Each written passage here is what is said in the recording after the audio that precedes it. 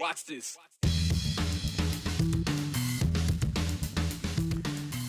Well, a happy Friday to you and your family. You made it through the week. Let's go back to yesterday, though. Just as we were getting off the air yesterday, we learned that the Idaho GOP had filed legal action against the Bonneville County GOP in eastern Idaho. The Idaho Republican Party says that they asked the courts to stop the Bonneville County Republican Central Committee from handing out or distributing an election endorsement flyer. What is this flyer about? Well, we'll show you here right now. This is the flyer. It's essentially a sample ballot that has the name of the candidate that the Bonneville group wants you to vote for in each group. They sent these through the mail and they've been handing them out. A point of contention on this flyer, though, the bold text that reads, "The Official Republican Party."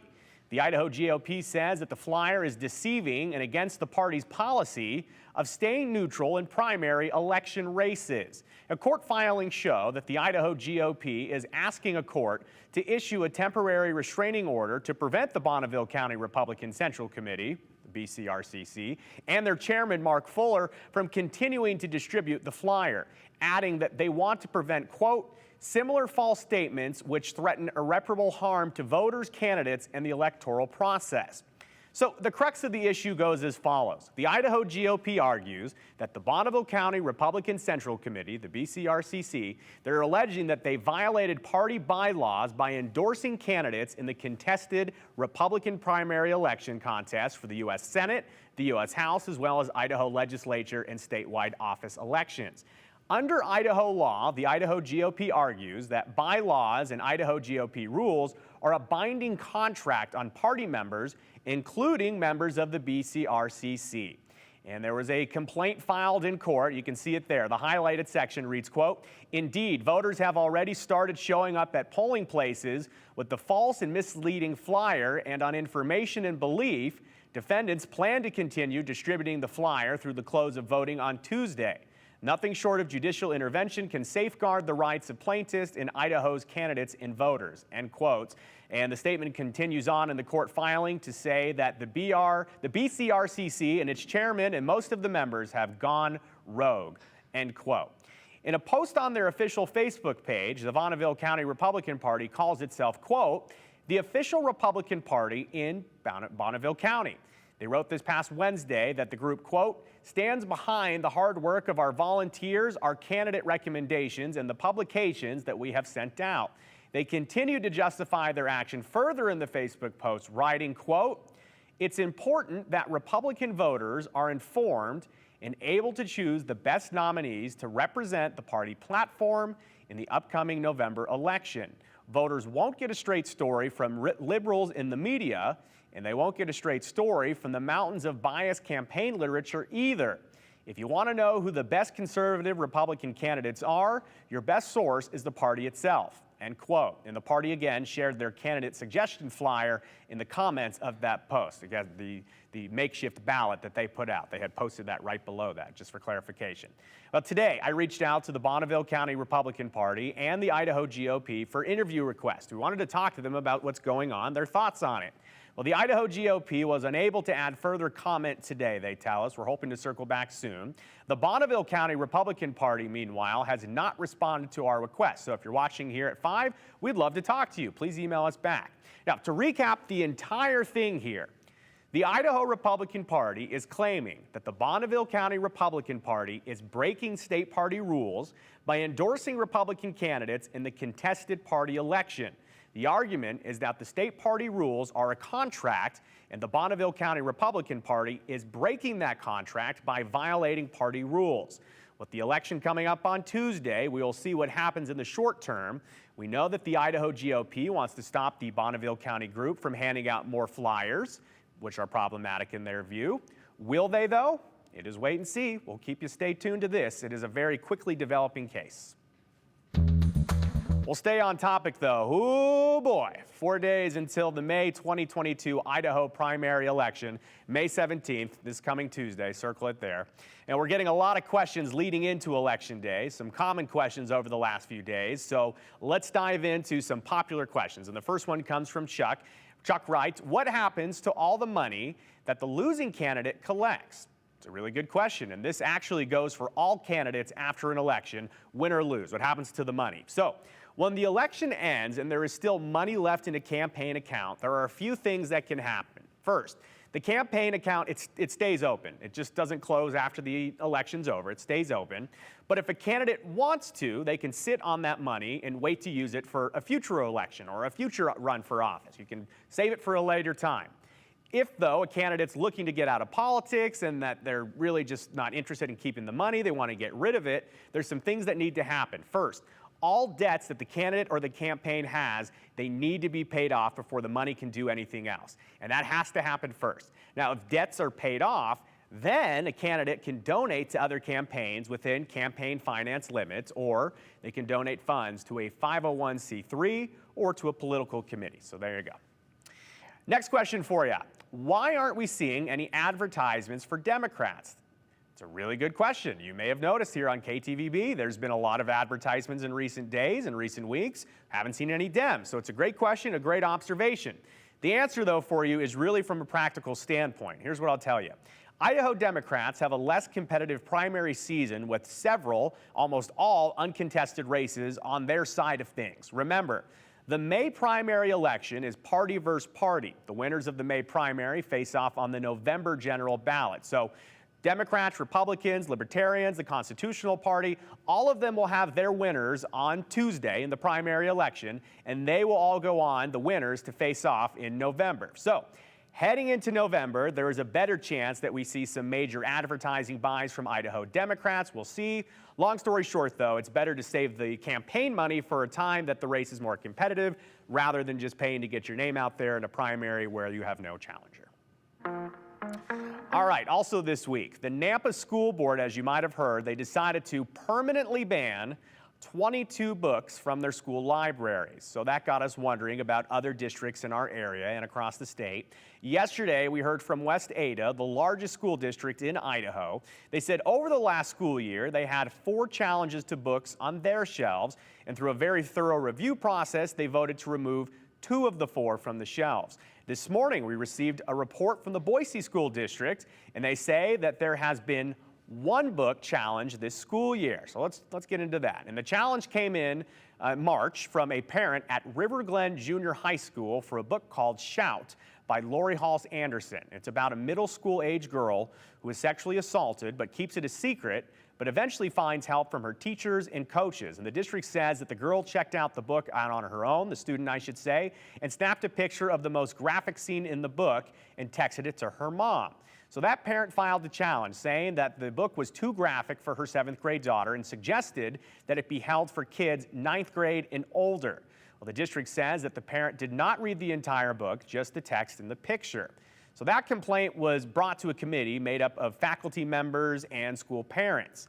And they decided to keep the book on the shelf, saying, quote, "Although sexual assault is a difficult topic, the possibility that it reflects the lived experience of a potential reader who may benefit from hearing about their survival and recovery makes this a title worth maintaining in the collection." The committee also added that one of the responsibilities of those who file a challenge is to read the entire material and to not just pull passages individually out of context. And the committee also included a list of suggested alternatives to the book. This afternoon, we also heard back from the Kuna School District and the Twin Falls School District. Both tell us that they've had 0 challenges this school year. We've also reached out to several other districts around the state to see if and how many books have been challenged in their area this school year. As we continue to hear back, we will keep you updated.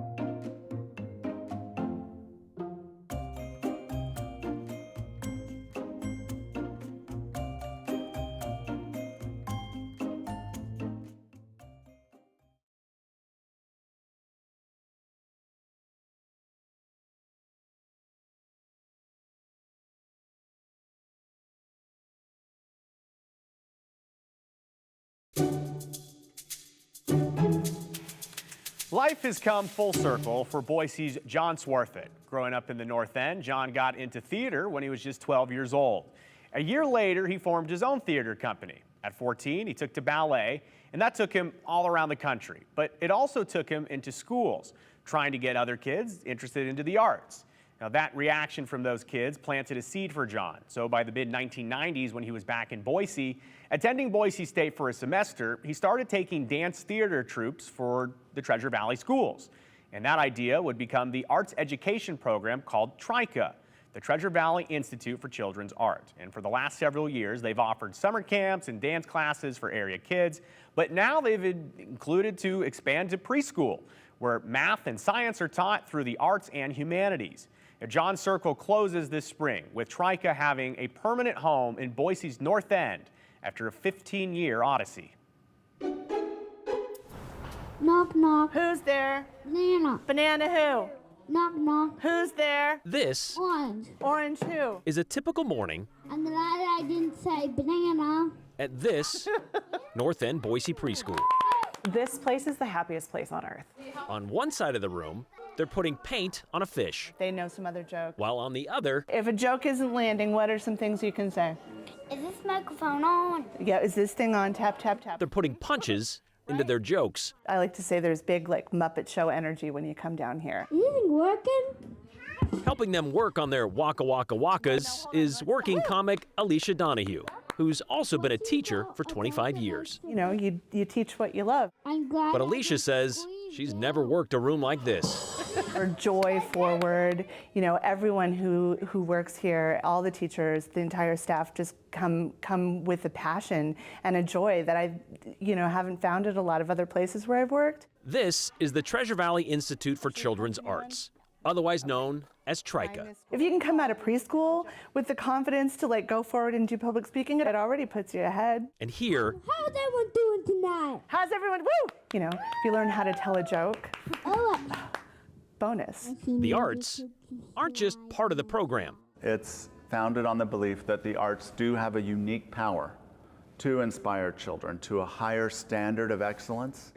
TRICA brings in local artists, like a potter, Wow, amazing! who happens to also be a parent and knows working with clay Because it's so malleable and you can do anything with it and then smush it up and start all over again. can be a little like working with kids.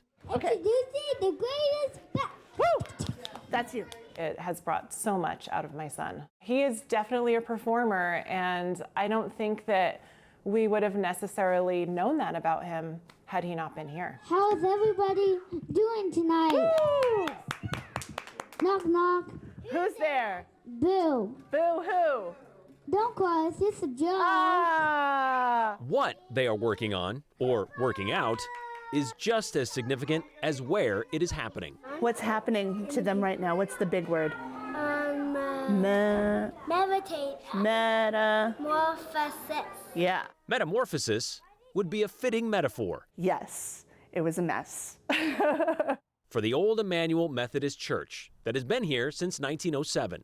But this place of worship hasn't always been welcoming. It had fallen into disrepair since the mid-60s. And by the 1990s, it was a frequent stop for Boise cops. This was a flop house. It was a meth house, and the whole neighborhood. It was the kind of place, if you lived in this neighborhood, where you would cross the street to go around this building. Could I please have Mr. Beck come over here? That is, Here on that knot. until John Swarthout got involved. It was beautiful, but decaying and falling apart at the same time.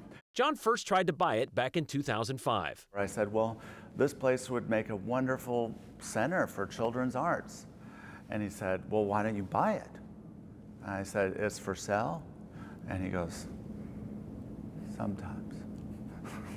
Just like that. It took him 2 years to convince the owner to sell. It was $600,000 for just this building. How much then to turn it into this? $7.5 million.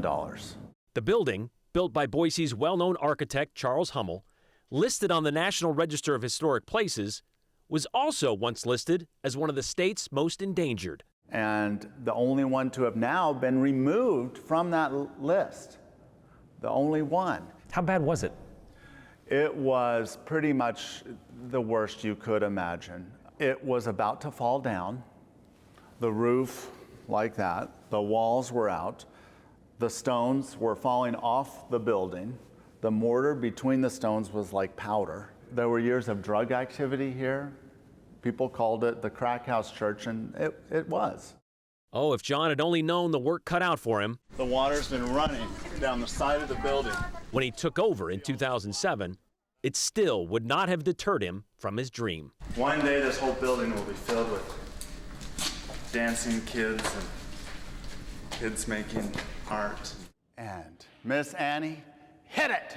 A 15-year self-fulfilling prophecy. That's right, high elbows, salt and pepper.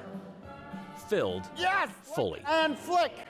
You've taken an eyesore in this community that people thought should be torn down, and it's kind of now like a beacon almost. Yeah, it's so cool. I love that what used to be a church, a place of inspiration and enlightenment, is now doing the same thing through the power of the arts. The building is wonderful, but the mission and vision and what happens inside of it and outside in the community with the TRICA programs is even more valuable because it's inspiring the children. You got to dream big for a big project like that. And John says it took a lot of donation and grants to get the whole thing done. More than 2,500 people have pitched in financially. Even the stonework outside has been redone by a company for half the cost. And the building won't just be home to TRICA. They will continue with summer camps as well as the in-school and after-school stuff. John tells us that there are plans to expand next door to the church's other property. It's taken John and TRICA 26 years to get this far, and he has big plans for the next few years.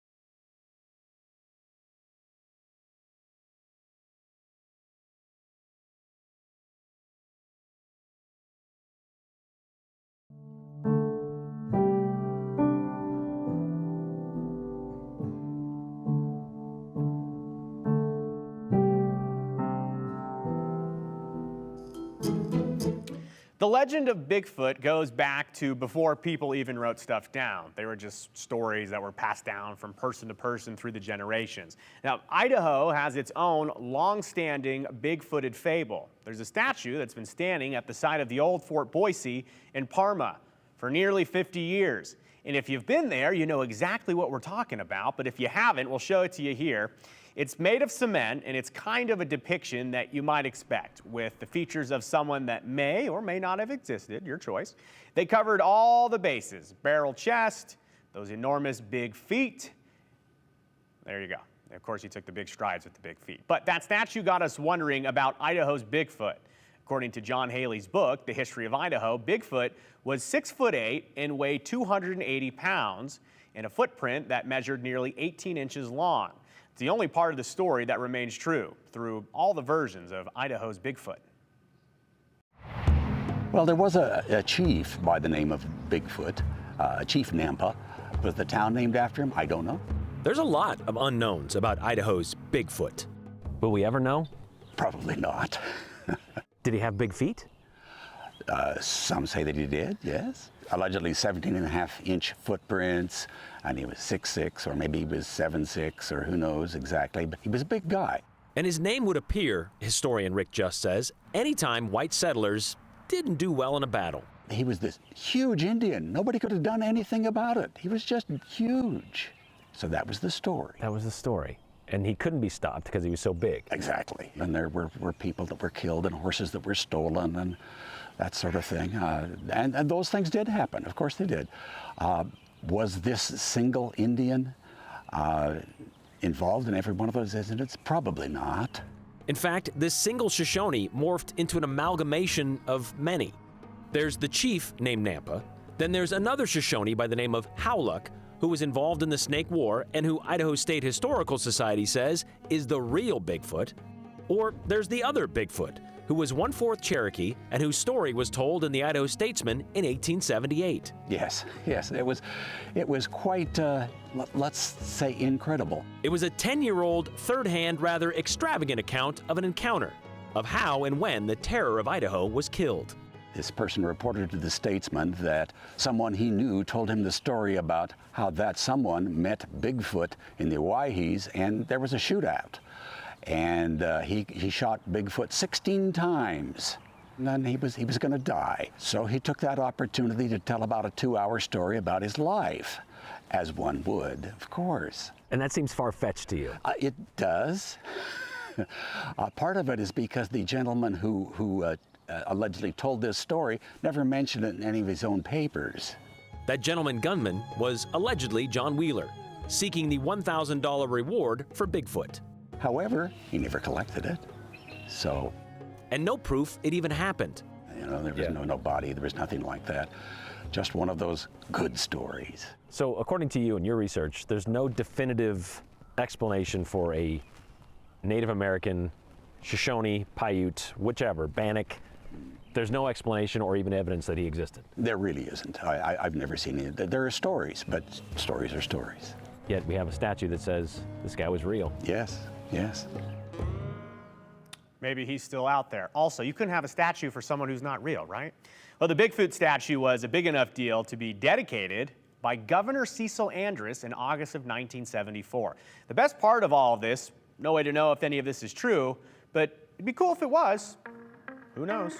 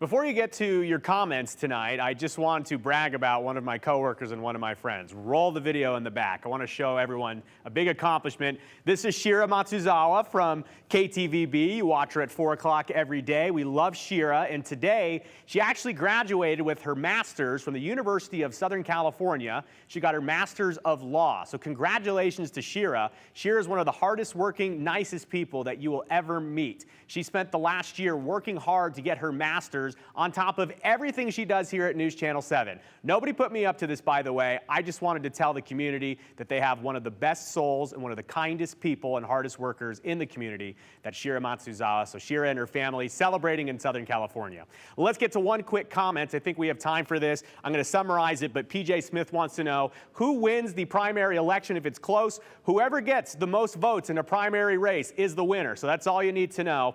But we've got a lot of election stuff next week. So join us back here on Monday. And of course, Tuesday, the primary. Enjoy the weekend. Get outside.